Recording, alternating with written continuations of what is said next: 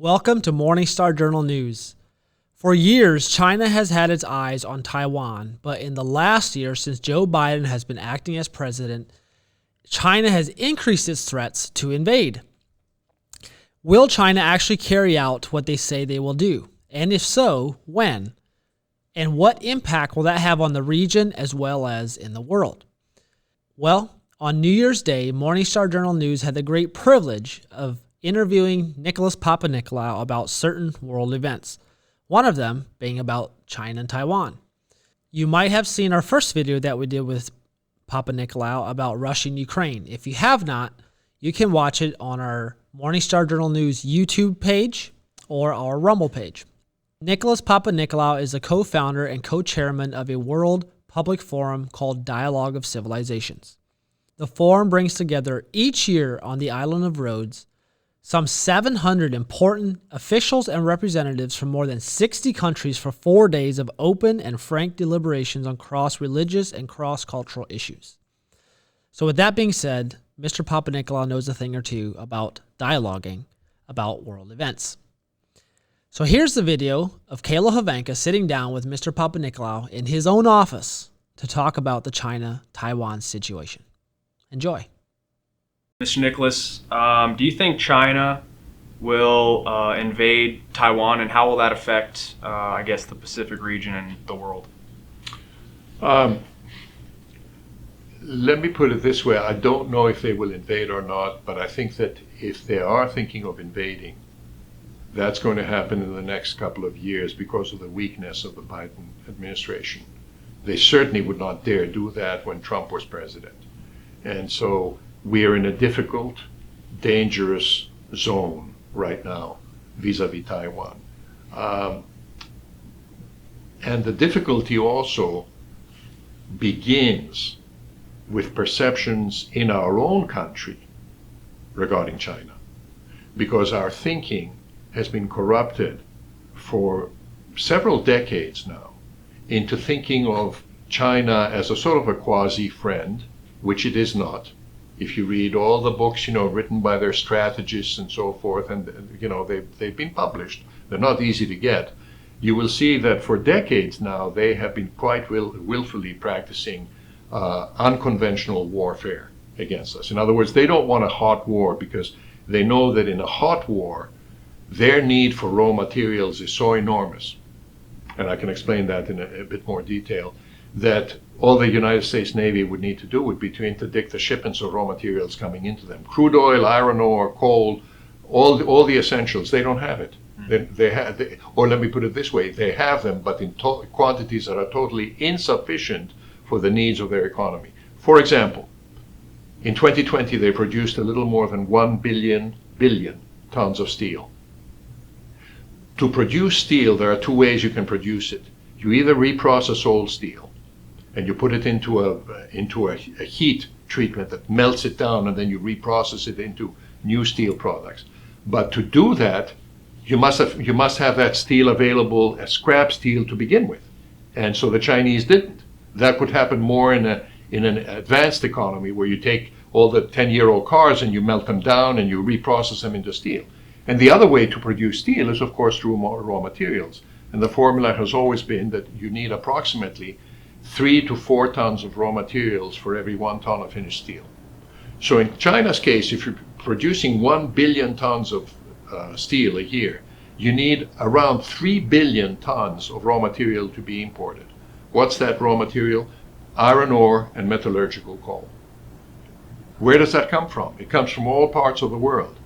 So in a hot war, all the United States Navy would need to do would be to interdict those shipments from coming in. They also in 2020 imported 10.8 million barrels of crude oil daily. That's a monumental quantity. So you're looking at an economy, in the case of an all-out war, that is completely dependent both for its energy and for its steel, which are the two pivotal products that you need in an economy, completely dependent on imports. So they don't want a hot war.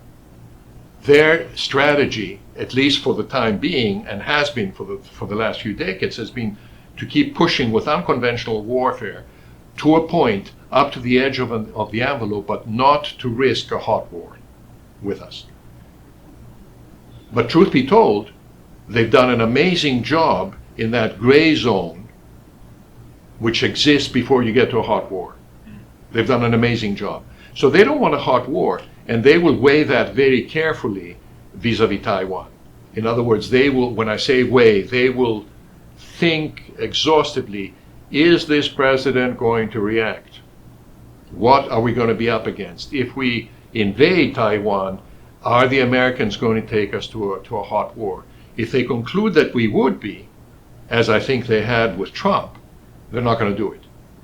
If they conclude that our president is going to continue to do number two in his pants when he visits foreign dignitaries, as he did with the Pope, they may very well be tempted, because they may very well take the reading that, you know what, he'll complain, he'll make a lot of loud sounds, but he won't do anything at the end.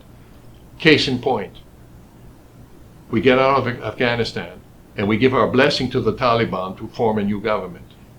They formed a new government, and the only comment that came out of Tony Blinken, the Secretary of State, is that we, the United States, don't think that the new cabinet of ministers of the Taliban government was representative enough because it didn't have enough women.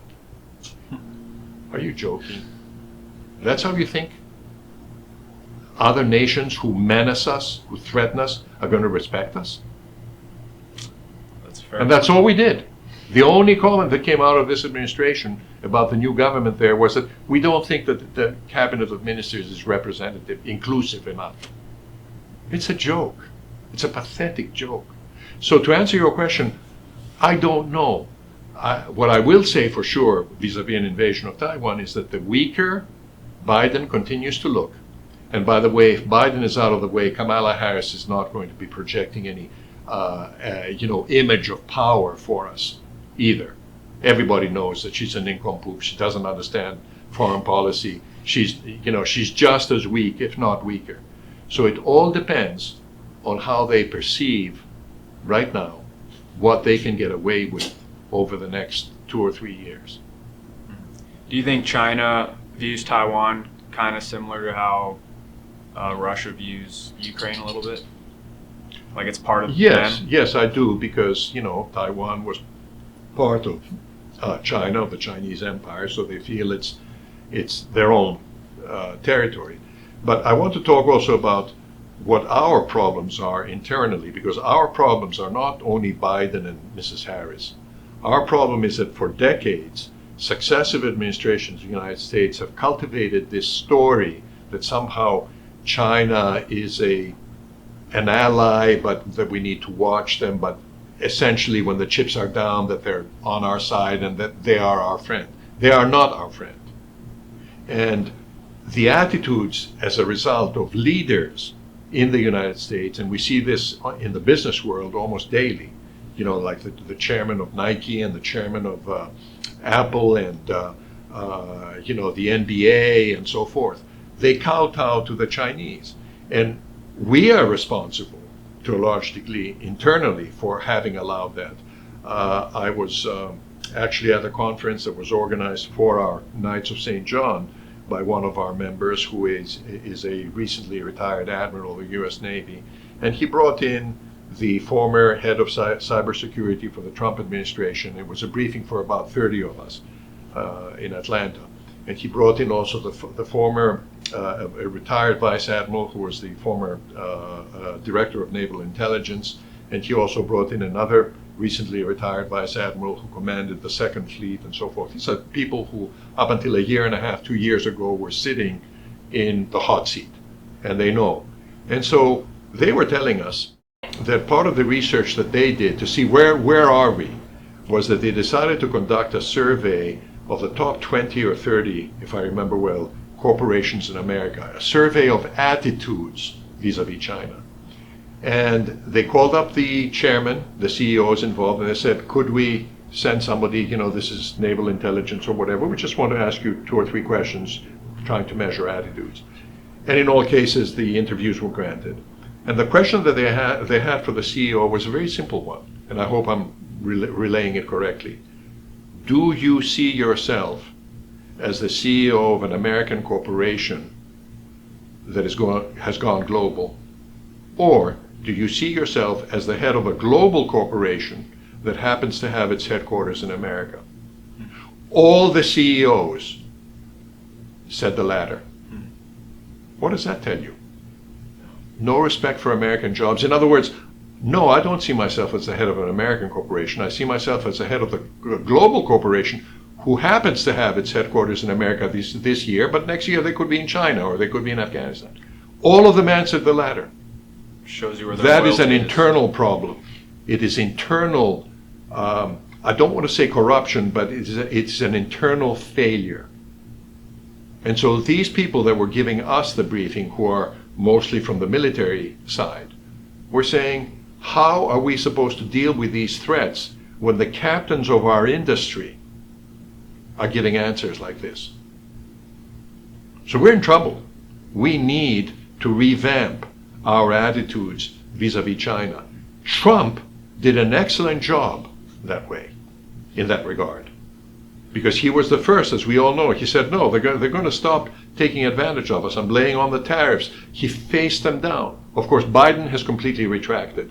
He's kept the tariffs on because it's too embarrassing for him to take them off, I think. But his whole attitude towards China has once again become appeasement. And these experts that I mentioned to you, it was a fantastic briefing. Another thing that they said is this: they said it is true, it is absolutely true, that annually, when you put a dollar value to the technology, to our technology, our innovations that they steal, the figure is upwards of $500 billion. So we're expending the money and our brain power, and we're very creative. Thank God for America. But we're expending our money to do all this research and development, and they're just siphoning it off. And so they gave us an example, for example, the auto industry. And they said when General Motors went into China, and they're looking at the usual bait. Oh, look at that market, how enormous it is. We need it for our future, etc. So General Motors goes in first, and they say to the Chinese government, we would like to build plants here and produce here and sell here locally. And the Chinese said to them, well, that's fine. We're not aggressive, but we'll tell you this. We have identified 3 major areas of technology that you need, everybody needs, in order to be an efficient car manufacturer. So we won't be aggressive. We'll just ask you to share with us one of those 3 areas. And General Motors said, fine. And they shared it. They gave them our technology for free. Well, guess what happened in the next 5 years after that? Ford wanted to go in, and Chrysler wanted to go in. What did the Chinese do? They said to Ford, you give us the second area of technology. They said to Chrysler, you give us the third. So in 5 years, they got it all for free. That's what's happening. They've been excellent at that game, and we have been utterly stupid. Thank you for watching. Please check out our Morningstar Journal News website at morningstarjournal.com to see what's happening around the world from a prophetic and biblical perspective. You can also support our work by making a one-time donation or by becoming a monthly partner.